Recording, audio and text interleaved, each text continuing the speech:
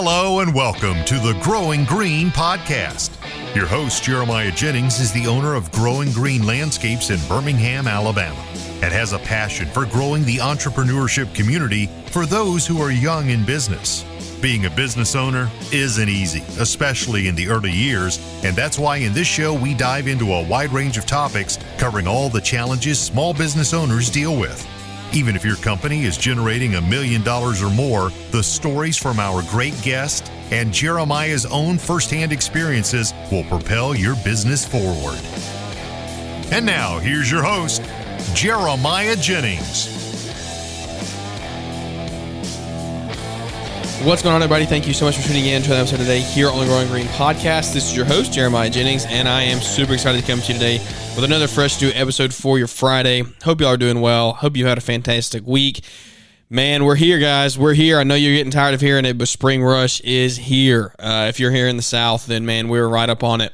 A lot of you guys in the North are just a couple weeks behind us, but I know you're getting antsy because I know you see it coming in the air. We had a weird little fallback. We got warm for a couple days and got into the 75, 80 degree range, and then we just clapped backwards. We went straight back to 35, 40, really low 30s at night, and then high 40s, low 50s during the day, which is cold for Alabama in the winter. So we took 3 or 4 steps forwards and then 2 or 3 steps backwards, but that's just part of it this time of year. So spring toys with us, but we're excited that it is here. Man, so much to go over today. I am super excited. I hope you can. I got a little more pep in my step in today's episode. Friday or Wednesday night, man, or Tuesday night, we were dragging. We just come off the heels of the LMN event. Just a fire hose, just kind of like soaking everything in. Your brain is exhausted, it's tired. When you sit and learn and listen like that for so long, you just get tired, and you soak up as much as you can, but I can only retain so much. And that is why I literally have 30 pages of notes over the course of 2.5 days, the 2 days in Nashville and then a day down in Orlando at the Mastermind Summit down there. So, guys, today is going to be a whole just brain dump kind of reflection. I want to walk into our decision on switching over to LMN. It's one that I want to definitely give more explanation on. I want to clear it up. I want to make sure everybody knows why, what the reason is behind it, and because I'm getting questions of why. What's the best CRM? Does it fit? Does it not fit? And so we're gonna tackle all those questions today.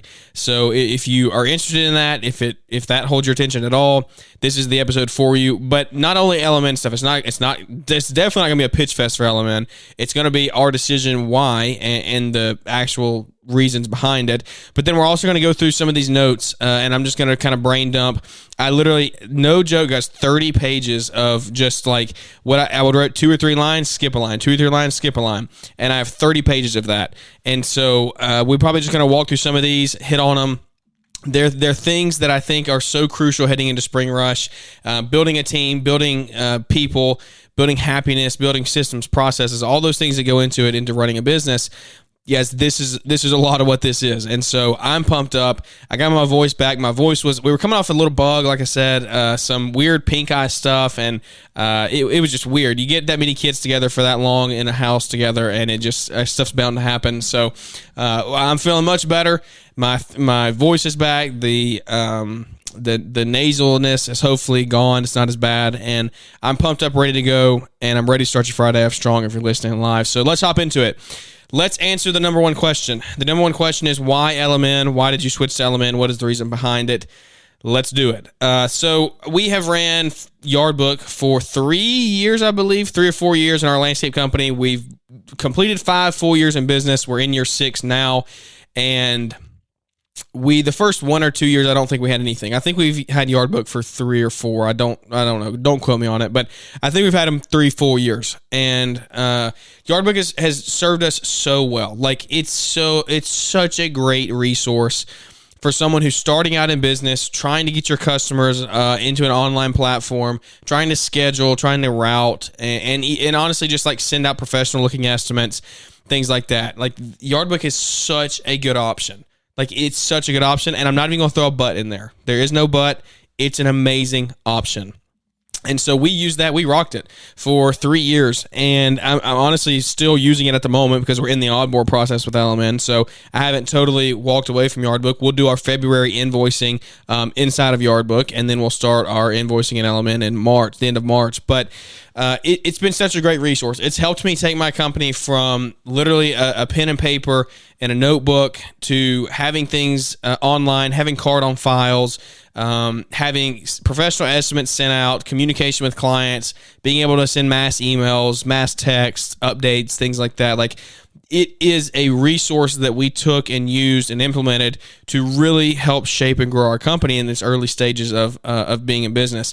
And so I can't recommend it more for you guys that are in the year 1, 2, 3 range.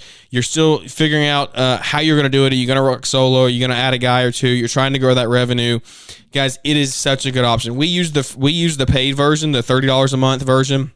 The free version, I believe, is almost just as good. I think it has a few less features, but the real reason for us was we started paying because when you hit a certain amount of revenue, the percentage that you pay on the free version, you save. I think you save 1% on transaction fees when you actually do the paid version. And so when you're processing $300,000 worth of work through there, you end up saving money by doing the paid version. A lot of other reasons as far as the paid version, just the extra perks and things. But here's the thing. We didn't even use Yardbook to its full potential. Not even close. Like, the last 12 months, I used it to the most potential that I ever had. We set up automated invoicing. We set up... obviously, we had all of our cards on file, but we were able to use the calendar feature better, the routing feature. Like, all of those things are in there, and you probably don't even know it. If you're in the early stages of using it, that is not the only, there's a couple, but one of the main things about Yardbook is I love the price point. Now, if you need to if you want to learn more about it, get in the Facebook group with John Pajak. He will answer any question you got on there. I think it's just Yardbook Users is the name of the Facebook group, and there's threads and threads and threads. You can spend days in there learning how to use it. They don't have a support team that I know of that, like, you can get on a phone and do a walkthrough with. So that was the kind of the one downside to it, because there's so much potential there that's not getting used. But with that being said, still a bunch there. We started using that at the end more. I didn't even know for the longest time, and I'm going to get a bunch of DMs like, are you kidding me? That's the dumbest thing I've ever heard. I didn't realize that you could drag and drop on the calendar until literally this past year. I was manually like rescheduling jobs, like bulk rescheduling and things. I wasn't just dragging and dropping. And so I figured that out earlier on in 2023. That saved my life so much. Same thing with automated invoicing. We had them all generate. We populate them 2 days before the end of the month, and so when the end of the month came, our invoices were already generated. We just had to make any edits or changes that we had to for the dates of services and things, charge the card, boom, we're good to go, send a receipt. So there's a ton of features there. I can't speak more highly of it. Like, I love it. I love it all, and I'm not getting paid. I don't have any affiliation with Yardbook other than I'm an avid user that used it, and so and is still using it. So use that if you are questioning whether you should get a CRM or not. It's not a question. There is no question. It's not even a thing. You shouldn't even think about it. 100% yes. Like, pause this show, go create a Yardbook account, and then come back and listen to it. If you're in this stage of like being on pen and paper, get on something, and so. That was a huge step for us. Well, we ran through the last 5 years or 4 years with it, and we did $300,000 in sales last year. We started doing a lot more landscape installs than we had ever done before. We obviously bought some machinery. We reinvested into the company really heavily, actually. Bought a new truck, a dump trailer, a mini skid. Like, we reinvested pretty heavily into the company, and we are wanting to grow. And so, with that being said, the landscape jobs don't fit Yardbook as well. And so I literally did most of my estimating pen and paper last year.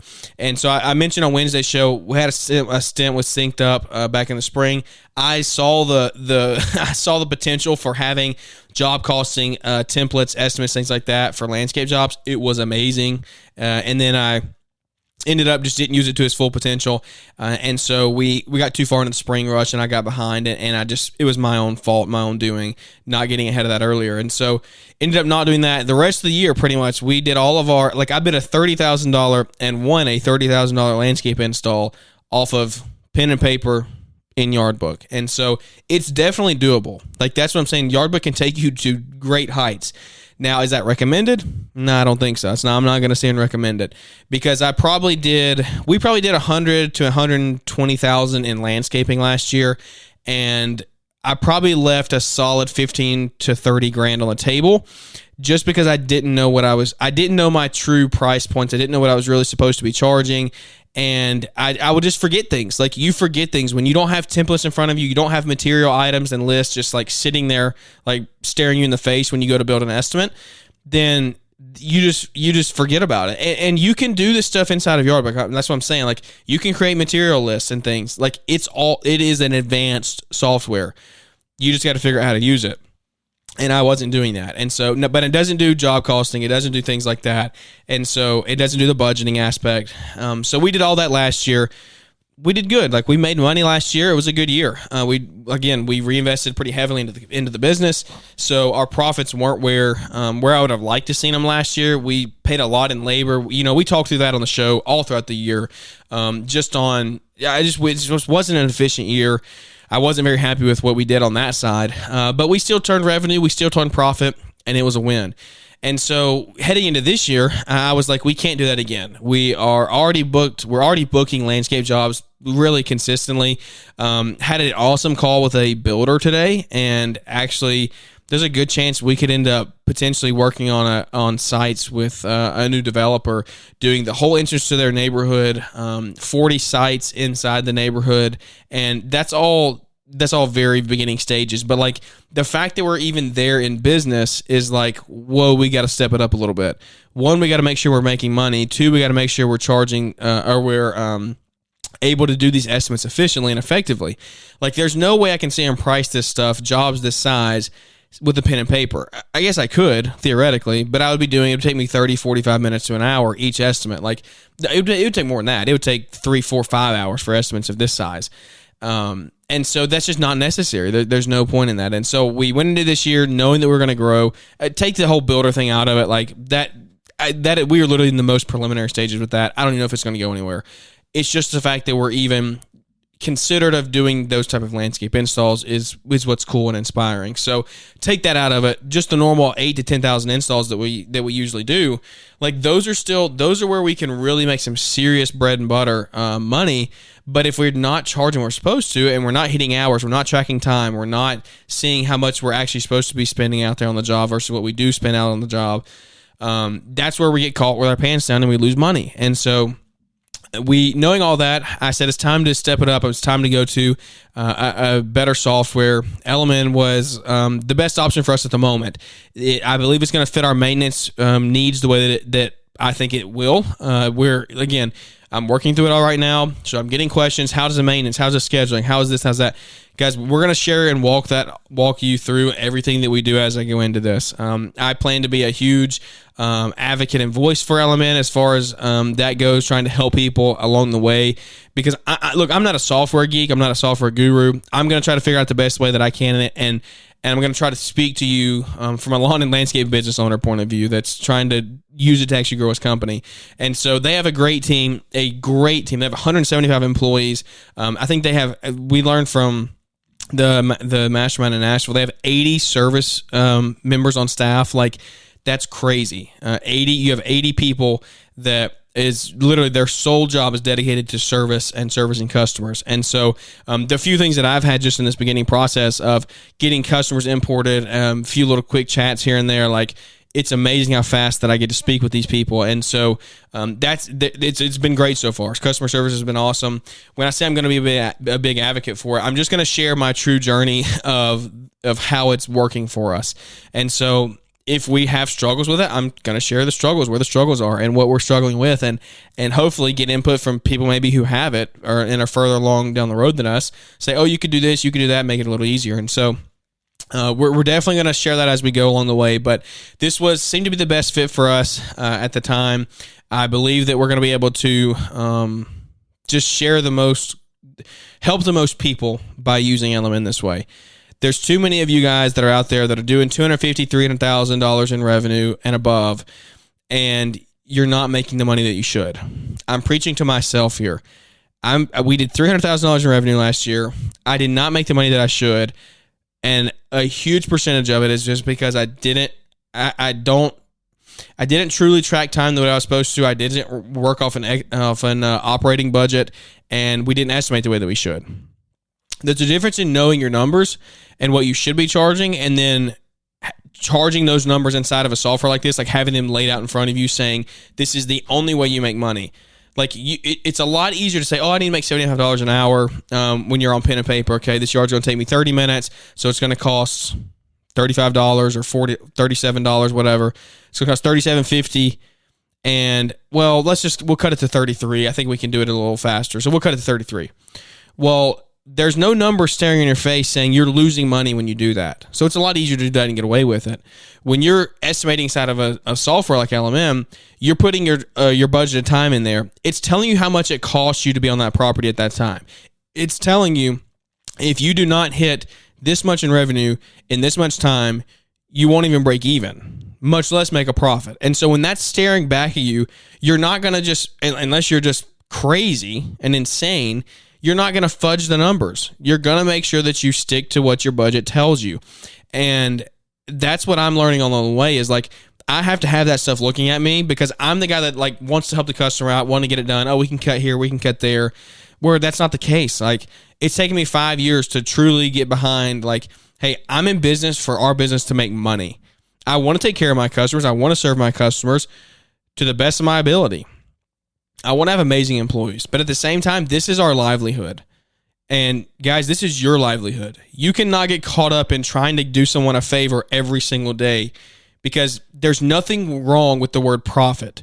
Profit has been, it's almost like a dirty word in our industry now. Like it's talked about, but like profit is a good thing. When you have profit, you have good people. You build great culture. You help more people that way when you have profit. When you don't have profit, when you are losing money, you're not making the money you should, you cut corners where you can on customers' properties, you're not giving them the best experience possible, your employees are not being treated well, they're getting underpaid, you're probably running crappy equipment, you're struggling at home, you're trying to keep your bills paid. Like the opposite to profit is like so bad. It's just so bad. So profit is not a dirty word. You need to have profit in your company. You need to have some margin there. And so when you get into software like this is going to open your eyes and show you, hey, this is actually really good. Like this is the numbers that I have to hit to break even. So maybe in the wintertime, I don't want to make 30% profit. I just want to pay the bills. I want to make sure we keep the lights on, keep the guys on staff, and we can cut it down to we can at least break even and make 5% profit on the job. Like it tells you that stuff. And so I believe that that's a huge benefit in that aspect is like, it's going to teach you a lot. It's going to help you learn your numbers a lot better. It's going to help you track your numbers and stick to your numbers a lot better. So that is kind of the reason why the future, who knows what the future holds. We're going to be walking through it. I believe we're going to be able to help you guys with a code here soon. So stay tuned on that. If you are looking to onboard with LMN, then just stay tuned. I'm going to help you as much as I can. Like I said, as much as I can, I want to help you because I want to see your business change the same way that I want to see mine change. And so let's do that together this year and in the year's future. I want to walk through my notes from the summit first really quickly. I just want to hit the highlights and you can tune out if you want to. If that's what you're here for, just the beginning part, then it's okay. But this is where I think true value is going to come from. I could probably go for 2 hours on these notes straight up. I won't do that because it's a Friday show. I know you're probably ready to hit the weekend hard and kind of just take a break. But I want to walk through this. These are some notes that I wrote down from the actual summit in Florida. This was from Mark Bradley's opening speech there. Of course, I say underline here. There's two things that I underlined. Time plus people equal my future. We talk about that a lot on the show. We talked about inner circles before on Marriage Monday. The people that you spend the most time with are going to show you where your future is going to be. So make sure you keep that in mind. These are just quotes that I've kind of written down, phrases. So I'm going to expound on some of them. Some of them I won't. There's not much to expound on other than it's a good quote. You need to stick to it and follow it. Wins, wants, impacts. That was something that was a good part that we were talking about, like the ins and outs of your business there. What are your wins? What are your wants? What are your impacts there? Of course, solve customers' problems. That is, I posted an Instagram reel yesterday. We went out to a customer's property. They just wanted us to trim their shrubs. Well, we saw that there was a need for something better. If we trimmed their shrubs, it was going to leave them with a half. It wasn't going to look that good.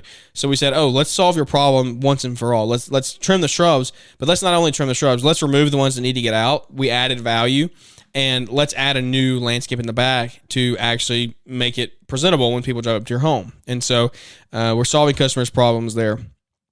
Higher level leader has to leave some people behind. That's tough. That's one that you got to sit and think on. And it's tough. High level people, high level leaders will have to leave some people behind sometimes. And there's not much more I can go into on that, guys. But you got to remember, the people you surround yourself with is where you're going to go. So just keep that in mind. What are my priorities? What are your priorities in business? What are your priorities this season? Do you have your goals set? Do you have your things you're actually wanting to chase specifically this year? So if you don't have those written down yet, make sure you write those down and follow them. Here we go. The problem is you, not your people. That's good. That is really good. How often do we sit back and say, man, my guys they just didn't work hard enough today. They didn't go fast enough, or they didn't know how to do this. I have come to a true realization that a lot of times it comes back to my failure of training, my failure of preparation. And I think the reason for that is, in my case, maybe not your case, but in my case, I think like an entrepreneur thinks. I'm a little further along than a lot of other 18 to 24-year-olds in life. That's not a braggadocious way. I'm not trying to seem arrogant. It's just the facts. You look at the statistics, I'm a little further along than them. Guys, if you're an entrepreneur running a business, you're probably a little further along than the other people in your age range, especially you young guys. And you got to remember that you were probably raised differently. You probably had different values.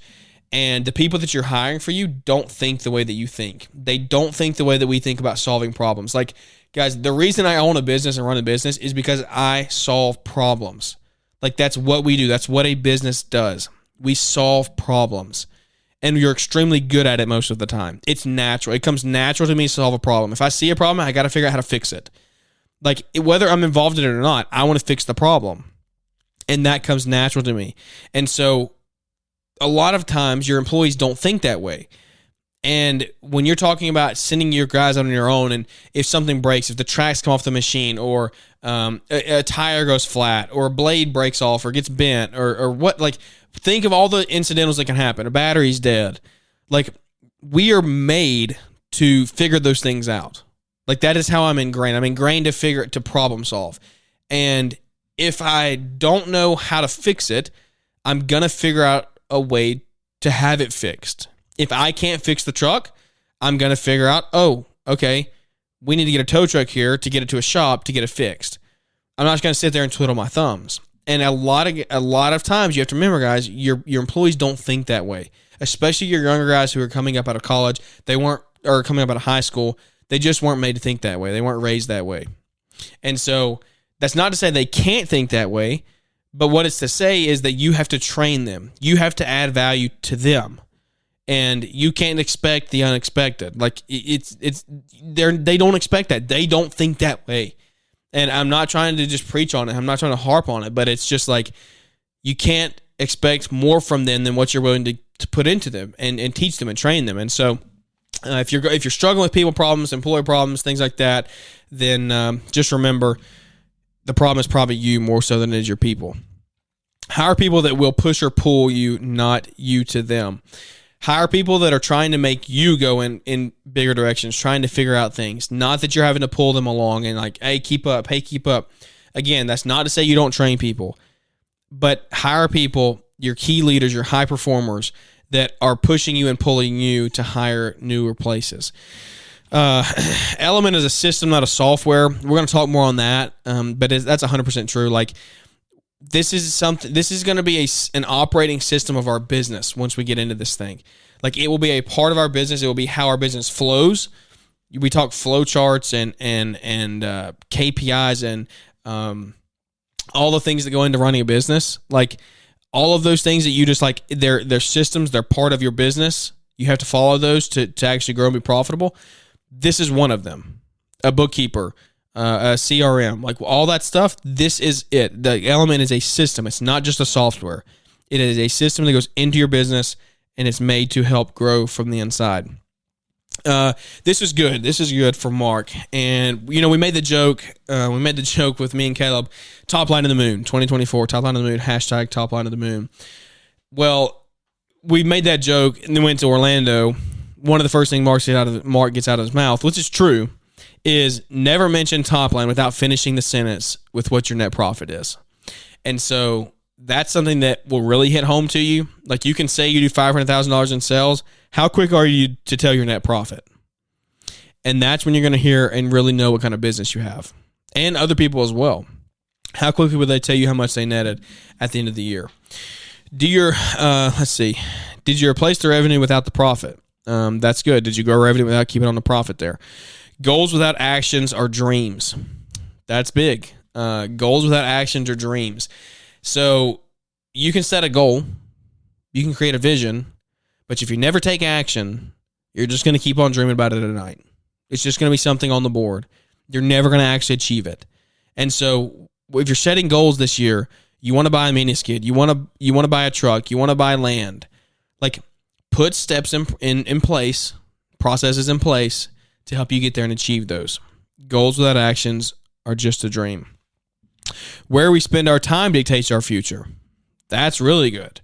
How are you spending your time in the evenings? Are you educating? Are you studying? Are you reading up on landscape books? And are you studying software? Are you getting an LMN and learning the ins and outs of it, how to build templates and invoice and all the things that helps your business run more smoothly? Are you studying tax code? What is it that you like doing in your business? Like, I'm not saying you have to study tax code. I have an accountant and a bookkeeper for that.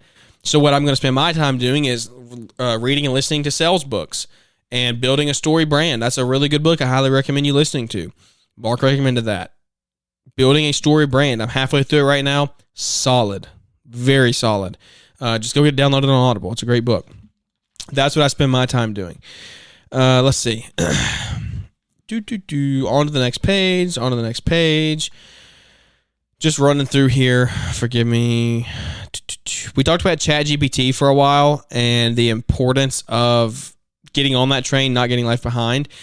And they did talk about this is if you're going to use ChatGPT and you're going to use AI in your business to help you do things, there are a few things to do in the process of getting what you want. So prompt number one is who it is. You tell AI who it is. Are they a customer? Is AI the business owner? What is AI in this scenario? And then you tell them who you are. So who am I? Am I the customer? Am I the receiving end, the sending end? What am I? And then who is the audience? What is the audience? Who are you trying to reach? Who's trying to consume your content? And then you ask it what you want. And so those are the kind of the steps in the processes in getting AI to actually give you a good product there. And so there's so many prompts and things. Forgive me.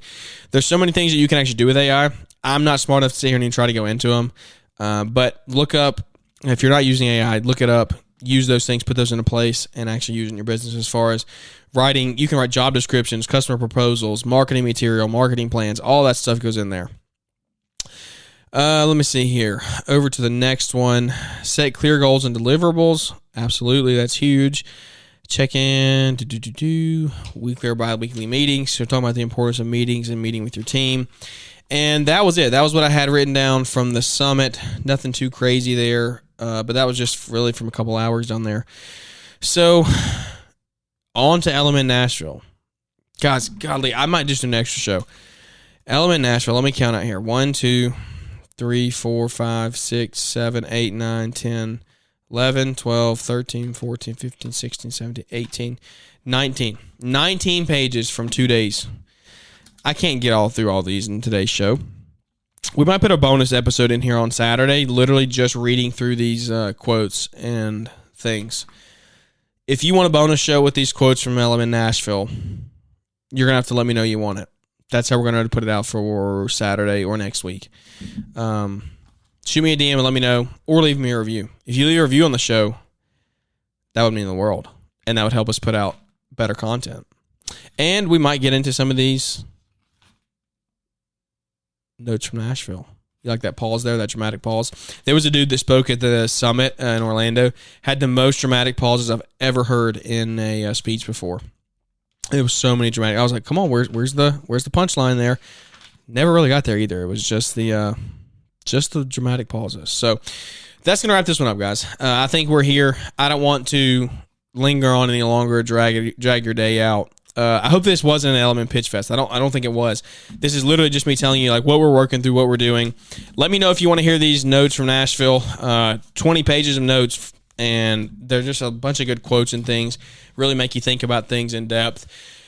Stay tuned for some good resources coming down the road. We're going to be able to actually put some slides out, put some material out from that event that if you didn't go, well, we're going to help you get access to that. So save you $250 on the trip there. Really ends up being a $1,000 trip by the time you get a hotel, make the travels, all that stuff. So I want to help you, want to give you some of that stuff, of course, with Mark's approval. And so we're going to be hopefully sending some of that out here this week, in the next week or two. Spring is here, guys. Got big jobs coming up this next week. A lot of good meetings, a lot of things coming down the road for us. I'm excited. I'm excited to be at this point in business, ready to be back into it, ready to hire some good guys for this year, ready to crush this season. If you can't tell, I'm pumped up. I'm excited. I've stayed just like, man, I'm ready to go. And it is late night. I've been doing so many menial tasks for the last 3 hours. I don't know what to do with myself. Sat down on my computer to do one thing, and I went from tab to tab to tab to tab, just doing little things here and there, little things that are eating at me. So, that's just part of it, part of the business owner life, I guess. So, guys, I hope you enjoyed this one. I hope you, I really hope you do. I hope you get some benefit out of these shows. A lot of you guys are getting back on the mowers here soon, so can't wait to hear from a lot of you guys that are starting up and running and rocking your businesses this year. If you didn't check out TriGreen the last show, check out TriGreen today. TriGreenEquipment.com. We love them. Thanks for them partners with us here on the podcast for the next little bit. Just going to share about some more about their stores and their story and how they help us in the day-to-day. So TriGreenEquipment.com, you can hear more about how they can help you. And so that's going to wrap this one up. I really appreciate it. All of our events are done for now. I think the next thing on the schedule is trades in July. So stay tuned for some more info on that. We'll be cruising to the Bahamas.